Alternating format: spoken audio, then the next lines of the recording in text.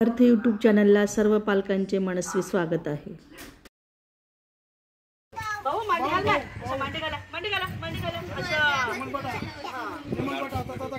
चालू घ्या. पोषण पखवाडा चालू आहे.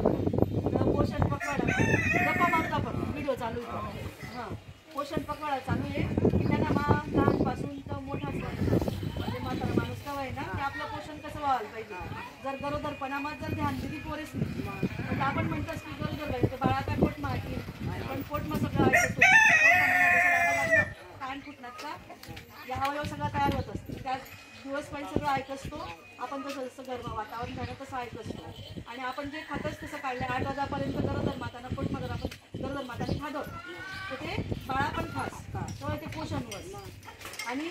1000 दिवस म्हणजे गरोदर माताना 9 महिना आणि बाळाला 2 वर्षापर्यंत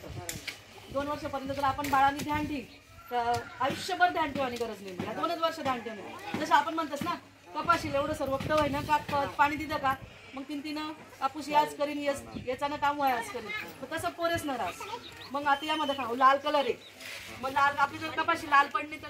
कापूसीन का आपला घरमा नाही यावं मग तसं आपला बाळा आहे. जर आपला बाळा जर आजच लहानपणी या लाल रंग माझं त्यांना वजन उन्हा उंची उनी ते पुढे जायचं तो आपल्या घरात कशी कपाशी यावं आणि तसा तो कमाई का कारण त्यांना डोकं चालावं नाही त्यांना हातपाय चालवत नाही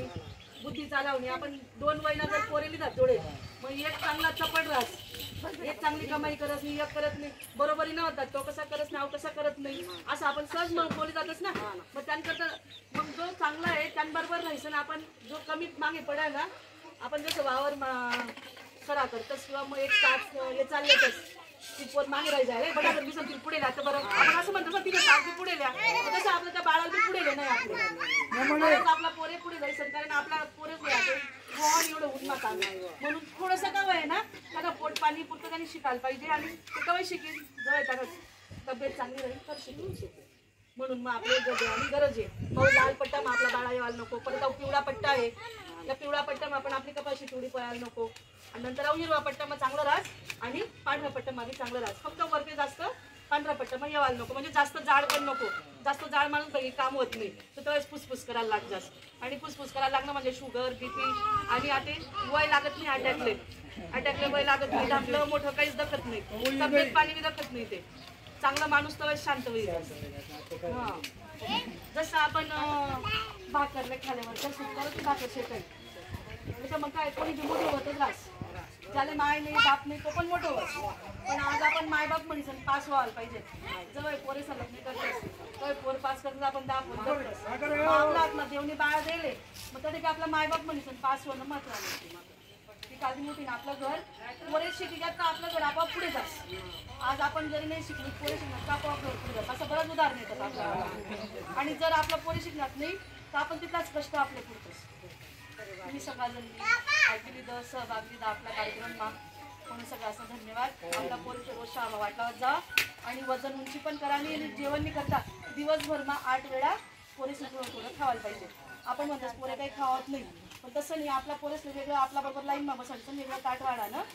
आणि जे जमणं ते सगळं खावायला ती आई खाणं म्हणजे पोट मावली ते खाणं पोटमा काही दुखत नाही रिकामत पुढे ते पोट उठव आपलं जर उपवास बरोबर आहे दिवस उपवास जर होता दिवस तिला त्रास होतो हां खावायचं कसं सांगतो कसं पोरी रात्री पण उपवास झोपायला नको कारण रात्र पूर्ण 10-12 तास लागतंच 10-12 तास गप ना